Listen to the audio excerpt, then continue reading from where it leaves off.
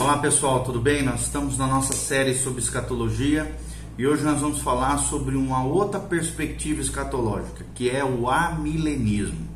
Nós queremos iniciar, nós já falamos um pouco sobre o pós-milenismo, né? História do pós-milenismo, as principais doutrinas, uma definição sobre isso, deixando bem claro que a nossa posição não é nem pós-milenista, nós, pastor Giovanni, né, e a sua equipe aqui, como também não é milenista, mas é importante a gente conhecer as outras perspectivas, até para poder dialogar sobre esses assuntos escatológicos, teológicos, com outras pessoas, sempre respeitando o posicionamento de cada um, tá bom?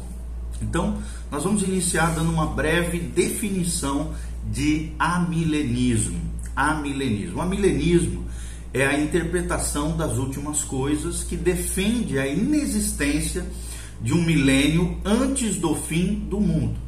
Esse sistema que até o final haverá um desenvolvimento paralelo tanto do bem quanto do mal, do reino de Deus e do que pertence a Satanás. Após a segunda vinda de Cristo no final do mundo, ocorrerá então o que eles chamam de ressurreição generalizada e o juízo de todas as pessoas. Então isso aqui é uma breve introdução, uma breve definição do que é o amilenismo, ok?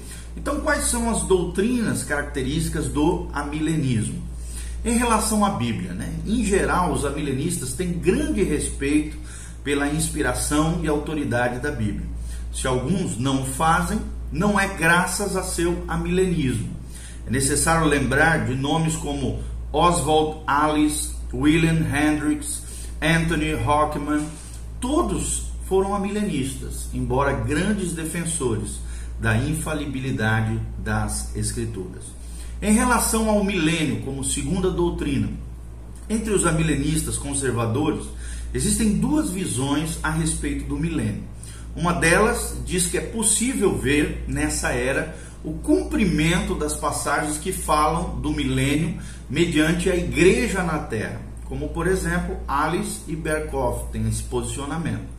A outra ala do amilenismo, que pensa diferentemente em relação ao milênio, entende que isso está se cumprindo pelos santos no céu agora, como por exemplo Warfield e Floyd Hamilton. São dois grandes eruditos que falam acerca do amilenismo. As duas perspectivas concordam que não haverá um reino terreno futuro, como creem os pré-milenistas, ok? E em relação às alianças, como é que eles pensam em relação às alianças de Deus com os seres humanos? Os pré-milenistas baseiam-se no argumento de que as alianças bíblicas contêm promessas ainda não cumpridas e requerem um milênio terreno nessa terra para que se cumpram literalmente. Já os amilenistas dizem que essas promessas não precisam ser cumpridas, pois eram promessas condicionais.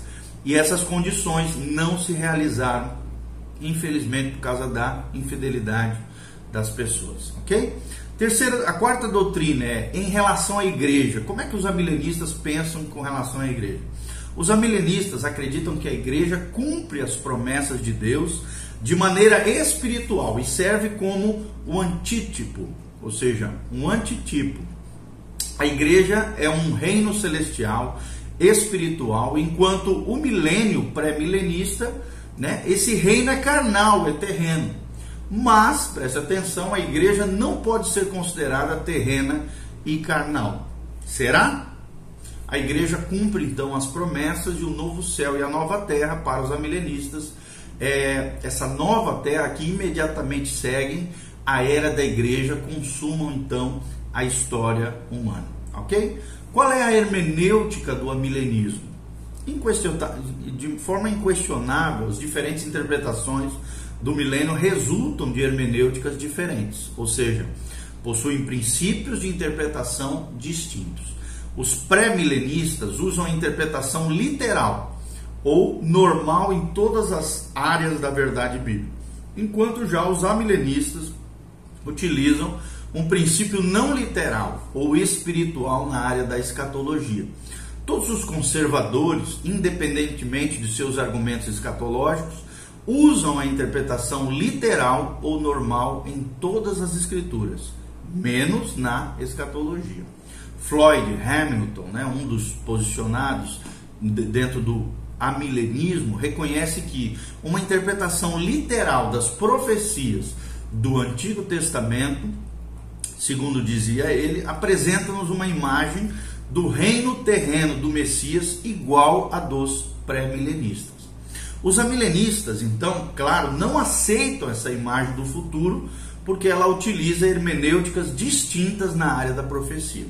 Embora, né, os autores geralmente não detalhem sua hermenêutica antes de detalhar seus comentários ou o desenvolvimento das suas teologias, Oswald Alice, por exemplo, discute os princípios hermenêuticos que utiliza para interpretar a profecia. Nós vamos resumir agora suas ideias da interpretação das profecias e vamos comentá-las aqui rapidamente. Primeiro, ele procura estabelecer que ambos são métodos literais e figurativos de interpretação que possuem seu lugar de direito e suas necessárias limitações. No entanto, parece colocar também todas as limitações na questão literal e nenhuma na questão alegórica. Segundo lugar, algumas dessas limitações da interpretação literal são, por exemplo, a presença de figuras de linguagem que não podem ser interpretadas, obviamente, literalmente, dando assim a liberdade para diferentes modos de interpretação. B. O fato de que o tema principal da Bíblia é espiritual acrescenta validade à interpretação alegórica ou espiritual. C. O fato de o Antigo Testamento ser também preliminar e preparatório para o Novo Testamento faz-nos esperar que o Novo Testamento sirva para interpretar as profecias literais no Antigo Testamento de maneira figurativa. Então, nenhum literalista nega que a Bíblia contém figuras de linguagem, e obviamente contém. Porém, insiste que elas descrevem verdades literais. Para explicar isso, podemos usar, por exemplo, o seguinte exemplo. As melhores rosas da região em que se vive, né, são cultivadas, por exemplo, lá nos Estados Unidos, em Tyler, no Texas.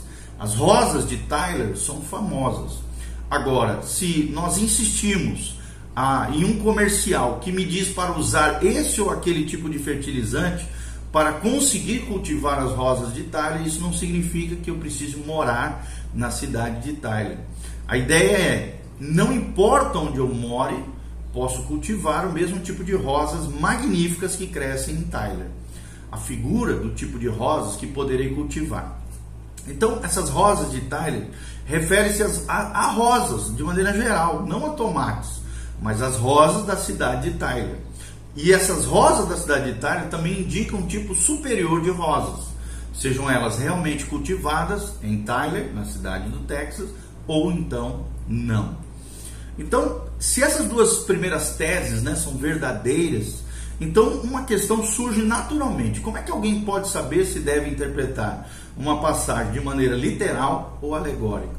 A resposta de Alice, esse defensor do amilenismo, é: decida qual apresenta o verdadeiro significado da passagem. Não é necessário comentar esse tipo de declaração, é claro, por aqui. Alice também prossegue afirmando que a única maneira de entender literalmente uma profecia é quando o seu significado literal é claro e é óbvio. Ou seja, quase todas as profecias possuem linguagem figurativa, ou parabólica, né, também como é conhecido, e devem ser interpretadas dessa forma. Então, na verdade, a maioria das profecias não será interpretada de maneira literal. Para, por exemplo, interpretar e entender a profecia de maneira correta e completa, seu cumprimento também deve ser conhecido.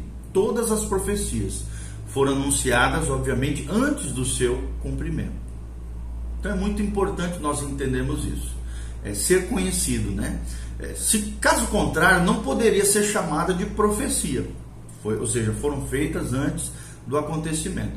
Por exemplo, se formos seguir o princípio de Alice, então nenhuma profecia jamais poderia ser ou será entendida até que surja o seu cumprimento.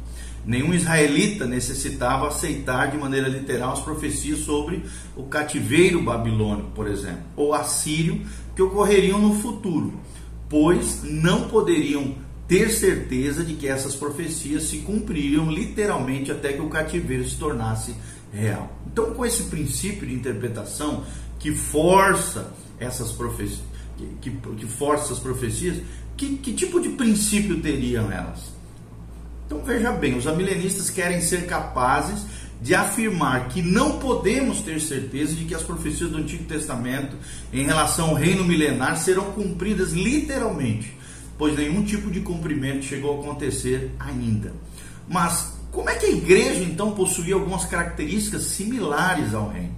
Então a igreja deve estar cumprindo essas profecias do Antigo Testamento. Então, buscando reforçar a sua ideia de que deveríamos esperar uma maneira vaga de interpretar a profecia, Alice, esse teórico, do amilenismo, em toda a sua discussão de hermenêutica, caracteriza a profecia como algo indefinido, enigmático e às vezes, se for mal interpretada, até enganoso, recheada de simbolismo, imprecisa e sujeita a várias interpretações. Essas são palavras dele, é claro, não nossas, porque nós cremos que toda profecia é fiel, é verdadeira e tal. Mas com certeza essas características alegadas são verdadeiras, apenas se a interpretação abandona os princípios da interpretação que nós cremos aqui, literal ou normal. Quais são as evidências interpretativas do amilenismo? Preste atenção, o amilenismo interpreta certas passagens e doutrinas chaves de maneira que apoiam essa perspectiva. Primeira delas, a interpretação da aliança abrâmica. Como é que eles enxergam a aliança abrâmica? Os pré-milenistas, por exemplo, mostram que se a parte da aliança que ainda não foi cumprida precisa ser cumprida literalmente, por exemplo, a promessa da terra da Palestina, isso deverá ocorrer em um milênio futuro, pois não existe lugar na história passada ou presente para o cumprimento literal desses fatos. Já os amilenistas dizem que não precisamos esperar um cumprimento futuro. Por quê? Se as promessas eram condicionais e as condições para o seu cumprimento nunca existiram, segundo dizem eles. A promessa de uma terra foi cumprida para eles nos dias de Josué. Josué 21, 43 e 45. E, segundo plano, foi cumprida por Davi, segundo Samuel 8,3. Também, num outro momento, para eles, a aliança abrâmica foi cumprida durante o reinado de Salomão, 1 Reis 4,21. E agora está sendo cumprido pela igreja na terra, o que afirmam os amilenistas, ou seja, agora está sendo cumprido também pela igreja no céu, ou será cumprido por todos os remidos na nova terra, a terra eterna que surgirá no futuro vindo dos céus sobre a terra. Então, se qualquer uma dessas 7 opções estiver correta, segundo eles, então as outras 6 também são necessárias. E parece que os amilenistas, na verdade, não sabem quando ou como uma aliança, se uma aliança abrâmica foi e precisa, se foi precisa ou quando será cumprida, na verdade, é o que afirmam eles. Então, a única certeza dos amilenistas é que não ocorrerá com um milênio terreno futuro, pois esse período não existe em seu sistema teológico e escatológico. Então, qual é a sua interpretação, por exemplo, de Efésios 3:5? Os amilenistas, para os amilenistas, o mistério dessa passagem é que a igreja, vou ver aqui rapidinho, só um pouquinho.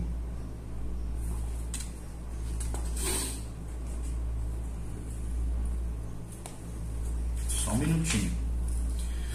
Os amilenistas acreditam que a igreja cumpre as promessas de Deus de maneira espiritual e serve como um antítipo, ou seja, um antitipo. A igreja é um reino celestial, espiritual, enquanto para o milênio pré-milenista esse reino é carnal e terreno. Mas a igreja não pode ser considerada terrena e carnal? Nós já vimos que realmente é essa situação, tá bom? Só voltando aqui, desculpa, a interpretação de Efésios 3:5. Qual é a interpretação deles de Efésios 3:5? Para os amilenistas, o mistério dessa passagem é que a igreja na realidade estava no Antigo Testamento e, portanto, cumpre aquelas promessas do Antigo Testamento, e essa questão foi discutida na parte que abortava a igreja. E sobre as 70 semanas de Daniel, como é que creem os amilenistas? Os amilenistas possuem certas características em comum em sua interpretação de Daniel 9, 24 a 27. São elas, em primeiro lugar, o início das 70 semanas, para eles, os amilenistas, começou em 536 a.C., durante o reinado de Ciro, e não, como dizem os pré-milenistas, em 445 a.C., com Artaxerxes. Isso faz com que as 70 semanas sejam de duração imprecisa. Segundo eles também, a 70ª semana é a era da igreja. A 70ª semana é a era da igreja, tá? Não um período futuro de 7 anos de tribulação. Então essas interpretações são características do amilenismo. E surgiram por quê? Porque a interpretação literal não foi utilizada de maneira consistente dentro da sua hermenêutica escatológica. E sobre a história do amilenismo, vamos falar brevemente, tá? Do Novo Testamento até Agostinho. Até os dias de Orígenes, em 185 a 254, a ênfase da hermenêutica literal fazia com que os apologetas fossem, obviamente, pré-milenistas. Já os pais da igreja pensavam que estavam vivendo os últimos dias e esperavam a imediata segunda vinda de Cristo para trazer o reino.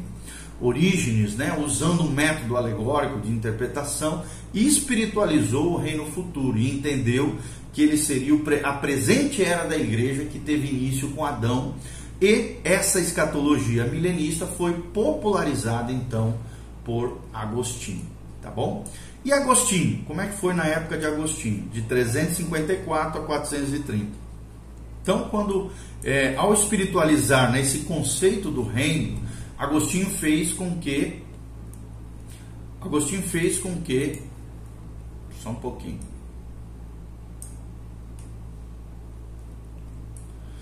Agostinho fez com que significasse a existência da igreja neste mundo.